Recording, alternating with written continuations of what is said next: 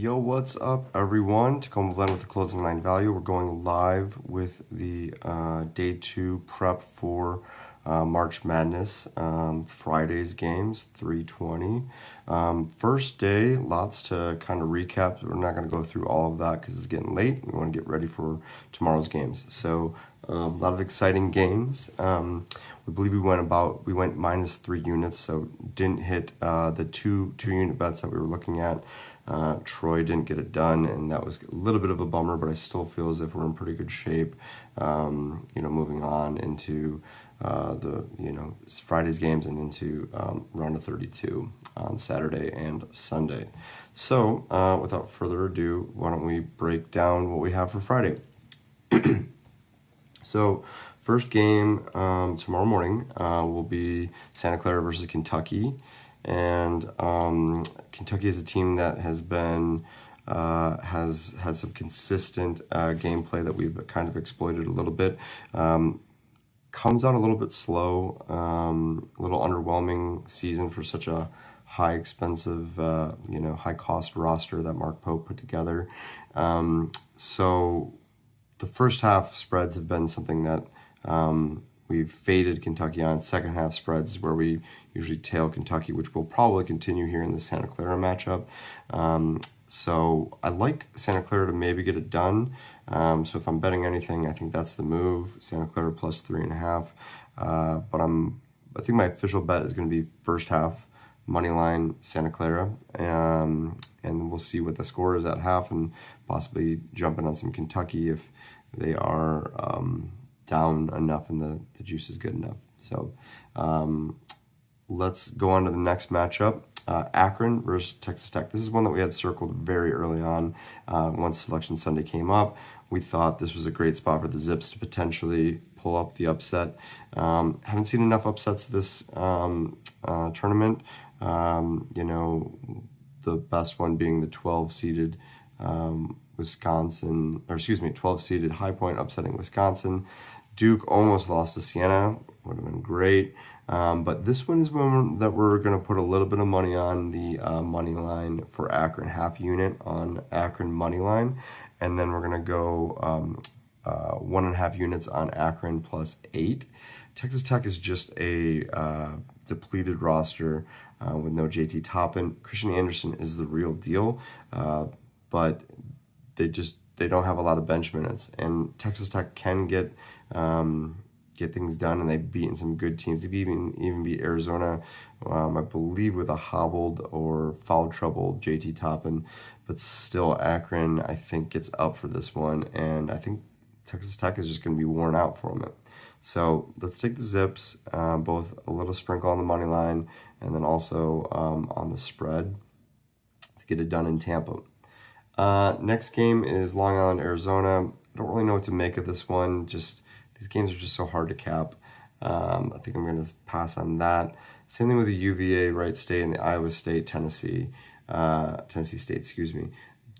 Just not sure exactly what to make of it. I'm going to just skip those for the time being. We'll probably pick. We're spotting those guys on the round of 32 matchups that they're projected to get. So keep an eye. We'll revisit that probably tomorrow and Sunday. Saturday and Sunday. Hofstra, Alabama, another one that is kind of a trendy pick for an upset. I think Alabama is too good to let Hofstra just take them out outright. Granted, Alabama is down one of their starters due to, I believe, drug possession charge. But Hofstra is the real deal. They have a solid squad, good shooters, good depth. I think the 11.5 line is too much, so we're going to take 1 unit on Hofstra plus 11.5. So that's in the Midwest region again in Tampa at the 12:15 game. Getting into the afternoon slate, we've got Utah State and Villanova. Pardon me a sec. No, that's not it. So Utah State is a team that we're eyeing up a little bit as well. I think that They are the better team, very underseeded based on how they've performed, and I think that Utah State takes out Villanova straight up. So we're going to just bet the money line on that, despite the 1.5 point spread. Take a Utah State money line for the little bit extra juice. Better team. I think they get it done, despite the Mountain West voodoo magic that is there. All right, moving on to the next game, which is Miami of Ohio, Tennessee. In Philadelphia game, in Philadelphia, is where they're playing. 11.5. Pretty steep spread on this one. I know that that's not SMU, and Tennessee's a totally different team, but I don't know, just way too many points. So we're going to go 2U on that and see what we can get. See if we can get some value out of that, maybe even live bet a little bit on any sort of hedging with it. Tennessee just seems like the team that lets some other teams in the game. Amen will probably be sort of held in check, and I expect this game to just be in single digits. So moving on to the almost 4 o'clock game, Iowa-Clemson. This one was one that we jumped on immediately. We got it at Iowa -1.5, I think, but it's at -2.5 now. We're going 2 units on that one. I don't know why that says +2.5. That's -2. Iowa -2.5. ACC, just what are we doing here? They have looked terrible. Looked absolutely terrible today. Duke should have lost to Siena. I don't know why they didn't sub in more players instead of just doing the whole starting 5 the whole game. Clearly lack of legs. Siena could have easily been another 16 seed that wins over 1 seed. Didn't get it done, but close enough.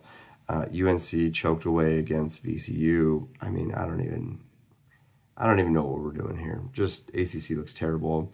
Iowa, Ben McCollum has his roster from Drake. They get it done. I think this is probably one of the biggest bets that I'm looking at for this. Maybe even might go to 2.5 units. Just let's go Iowa. Speaking of Iowa, 20 minutes later, after that tip, Northern Iowa versus St. John's. Another kind of semi-trendy pick. Northern Iowa defense is something that should slow things down. They really started cruising late in the season. And St. John's, they beat up on a Big East conference that just was not really all that. If UConn was the best of the bunch, and UConn was kind of underwhelming as a 2 seed, really projects more as like a 3 or a 4.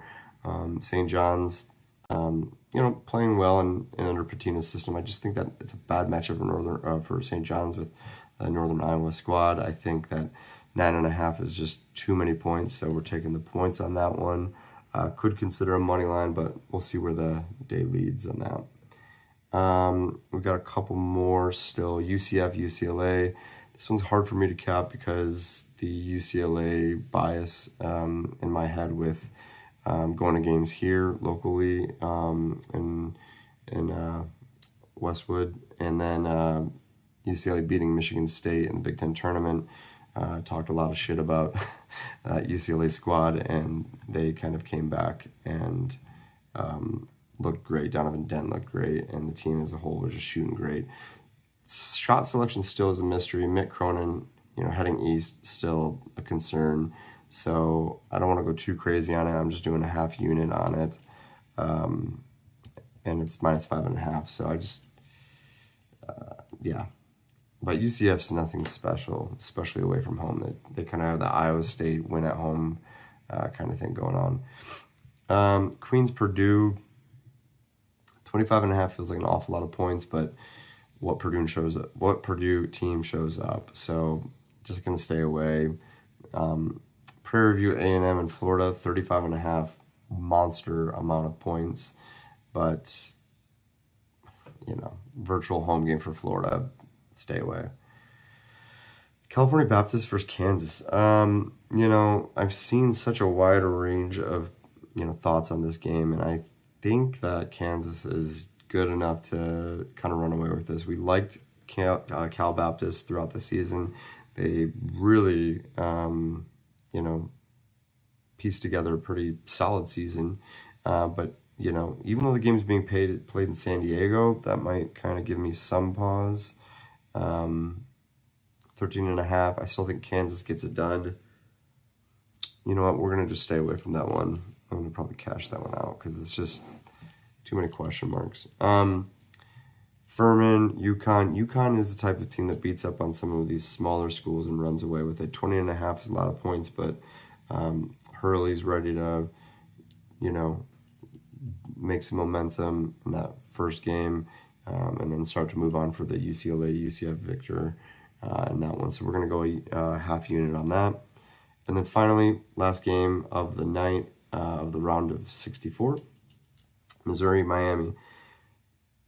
Miami, I think, is easily the better team in this one, but the home court advantage for Missouri and just watching these ACC teams falter so poorly, this kind of screams Mizzou covers.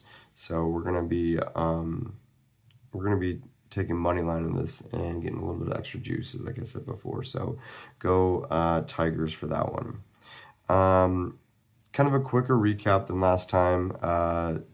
So we'll see where this goes. Comment below with any other games that you're thinking, that you're betting. Would love to hear what everyone's got.